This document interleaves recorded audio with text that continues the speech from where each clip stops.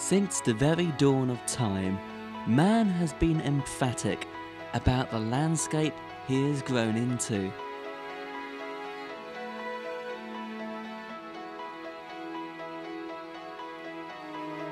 Whilst the car and the jet have been constructed, there has never been a better way of scaling the rural countryside than your two old-fashioned legs.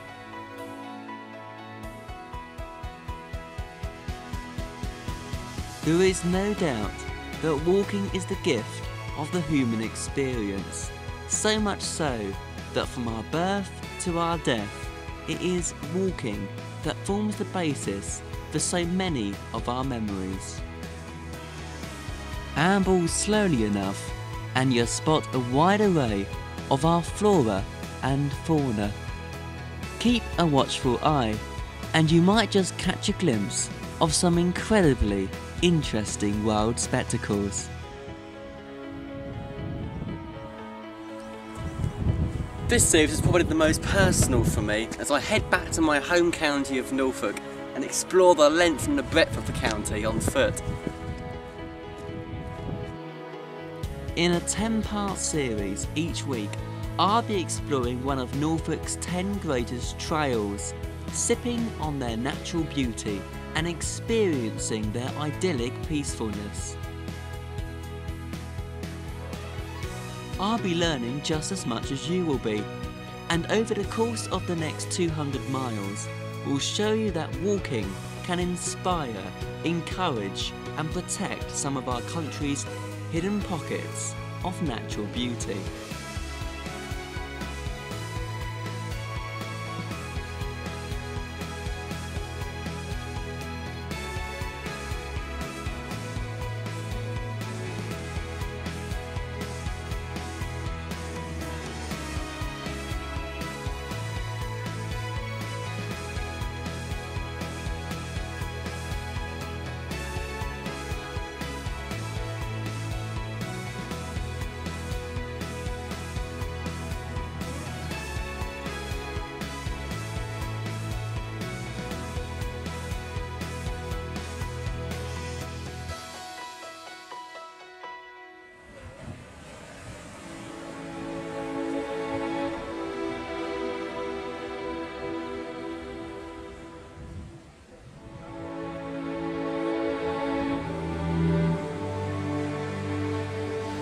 I'm starting at the very tip of the county on a trail that is nationally famous.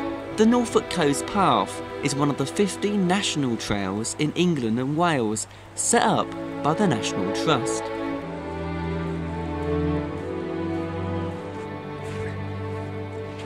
National trails are really quite special. They pass through a myriad of idyllic landscapes. The Norfolk Coast Path is no exception. For 47 miles, it runs through the coast area of outstanding natural beauty and some of the most unique areas of forest, heath and low river valleys. The Norfolk Coast Path is a trail that passes through an enormous variety. It prides itself on having productive arable land.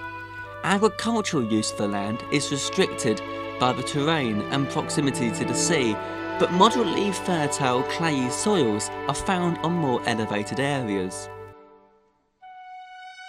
The coastal environment that my walk will encompass hosts a wide selection of wildlife, from a profusion of birdlife to grey and common seals, marine invertebrates and little tern, the sea lavender, the wormwood, the rare natterjack toad. Of course it's down to the wildlife, while this coast path is extraordinarily special. It makes it fantastic for both visitors and also tourists, which is a good thing because Norfolk, and especially this part of Norfolk, gets much of its income and economy from tourism. From you little chaps, yeah. Shall we let you go? Yeah.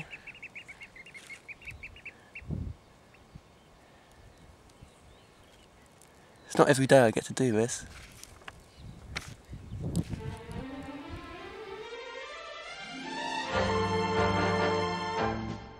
I'm starting my journey across Norfolk and my walk for this programme at a place called Hunstanton, a flat, low-lying open coastal plain and a landscape which dominates this whole North Norfolk coast landscape.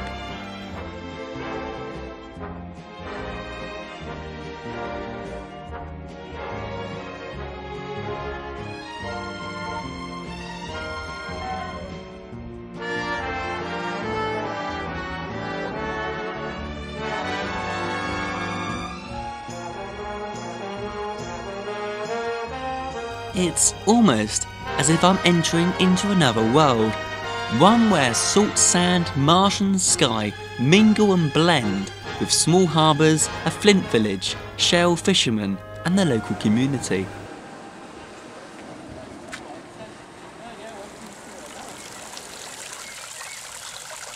Hunstanton is a popular traditional seaside town with a long sandy beach bordered by distinctive striped cliffs.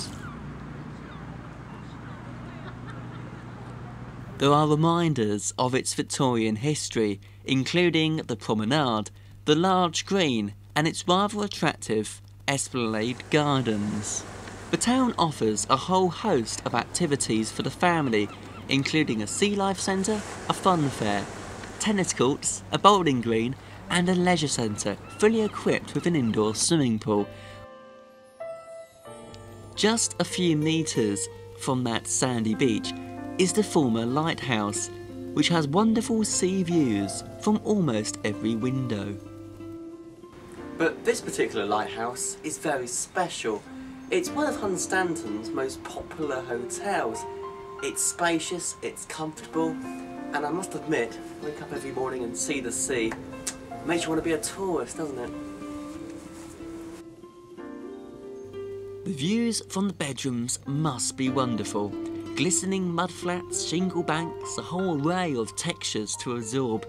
On a clear day, you can even see the Lincolnshire coast. A little further along the Norfolk Coast Path is Brancaster, an extensive coastal area famous for its wild birds, sandy beaches and its Roman fort.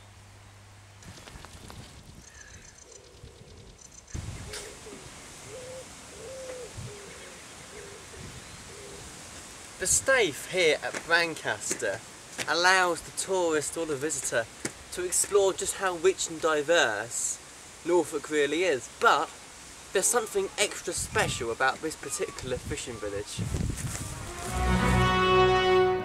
In the 1950s and 60s, Brancaster was considered a possible location for the launching of the British space programme. The village would become the base for the space plane and the population would be rehoused elsewhere along the coastline.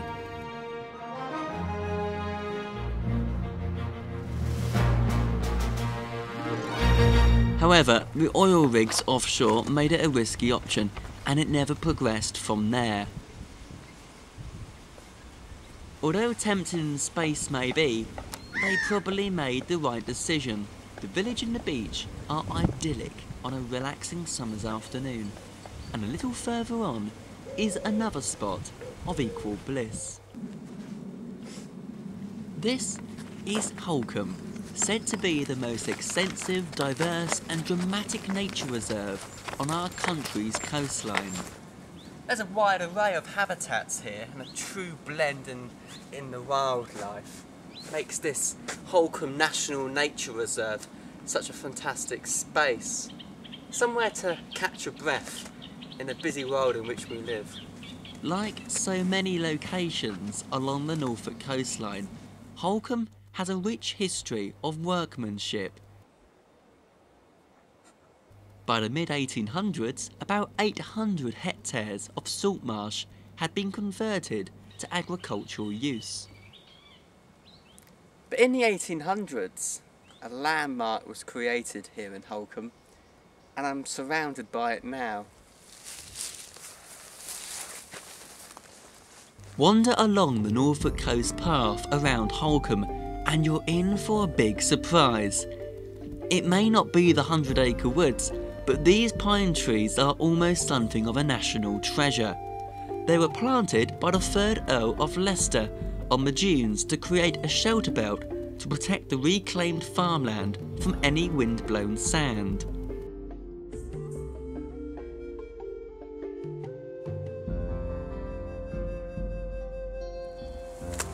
If you stop for a moment and listen, the forest is an area to capture some sublime sounds.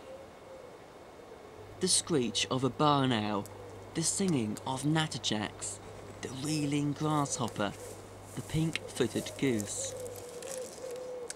Or if you're like me, touching the landscape is even better. The Corsican pine cones, stripped away by the squirrels.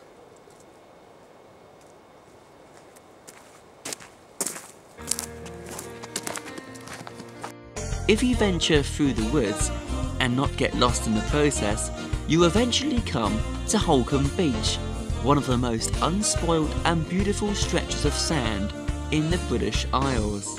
But if you've ever watched Shakespeare in Love, you'd already know that, for Gwyneth Paltrow walks across these sands at low tide during the closing scenes of the film. If Holkham is all about the expanse of nature, our next location is perhaps more about the finer details.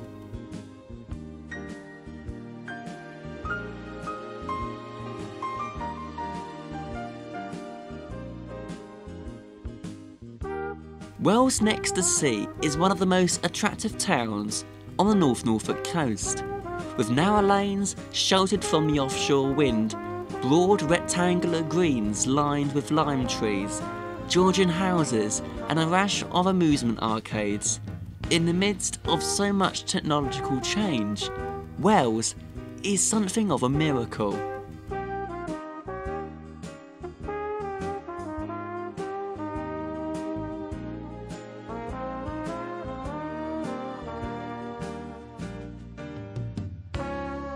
It's home to everything we love about the seaside. The hungry seagulls, the fish and chips, the ice cream, the cockles. But there's also so much more. It's charming and picturesque and hasn't lost any of its historical character.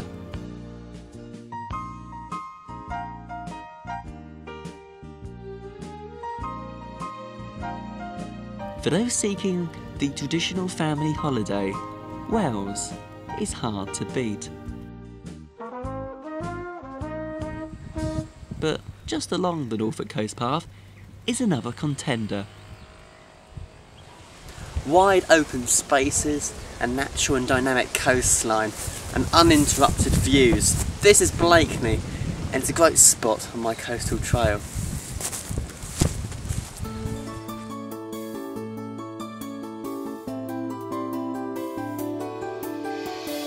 The moving tides, covering pristine salt marsh or exposing the harbour, combined with the varying light of Norfolk's big skies, create an ever-changing scene.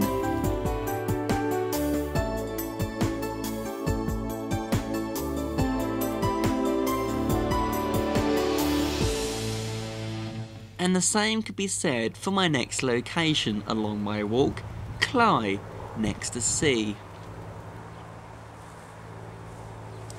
Well known for its windmill and fine church, this is an area of outstanding natural beauty, and it ain't hard to see why.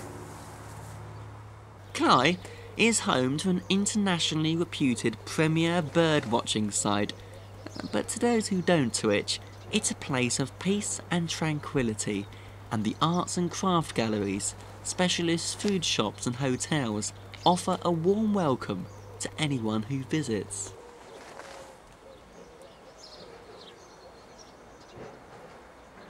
Admittedly, the village was more next to sea than it is now. In the Middle Ages, it was a thriving trading port, a little difficult to imagine if you visit the area today. Sadly, the village was struck by a plague, which meant a decline in the population and the wealth of the village. Cley Marshes, however, is Norfolk Wildlife Trust's oldest and best known nature reserve. It was purchased in 1926 and the water is regularly checked to ensure they are ideal for the resident birds. A little further along this Norfolk Coast Path is another area of outstanding natural beauty and a place where time seems to stand still.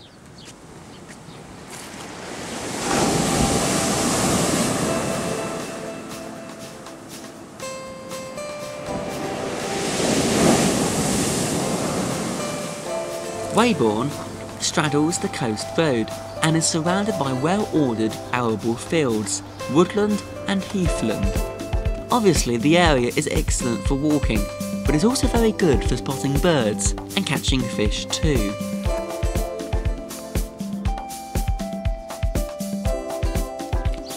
With less than 600 people, the village hasn't expanded that much since its mentioning in the Domesday Book, although back then it was called Waybourne. Close by there are remains of old Augustan priory founded around 1200 AD, and since this village is a designated conservation area, there are fine examples of Norfolk brick and flint cottages dating back to the 1600s.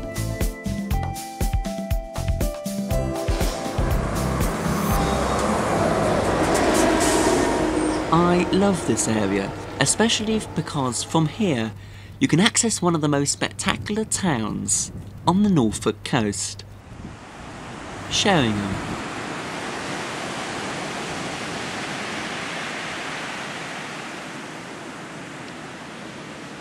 Originally a small fishing village, the arrival of the railway turned Sheringham into a population destination for visitors from far and wide.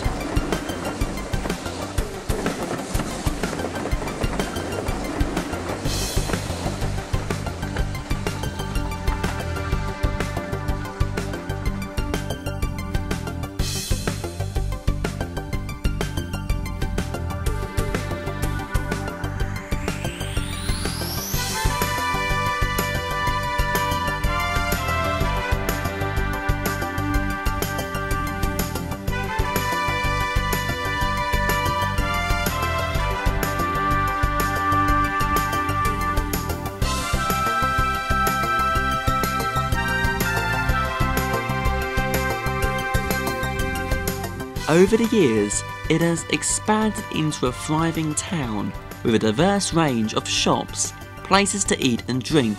The sandy beach holds the European Blue Flag Award for cleanliness, and although the population is about 8,000 now, it still retains its friendly and welcoming atmosphere.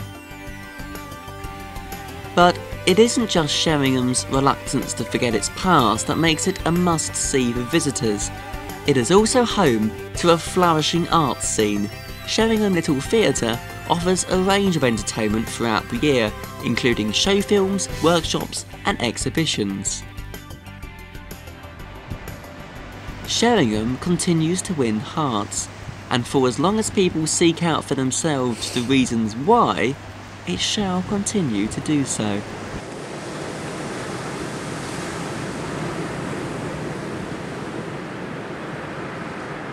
My Norfolk Coast Path trail is coming to its end. Over a grassy cliff top, a 13th century priory and an award-winning common with marshes, fens, heaths and shrubs, I eventually arrive at the final town of Cromer, which, as luck may have it, starts my next walk, the Paston Way. In the next programme in the series, join me on that Paston Way as I travel inwards and continue searching out the best of Norfolk.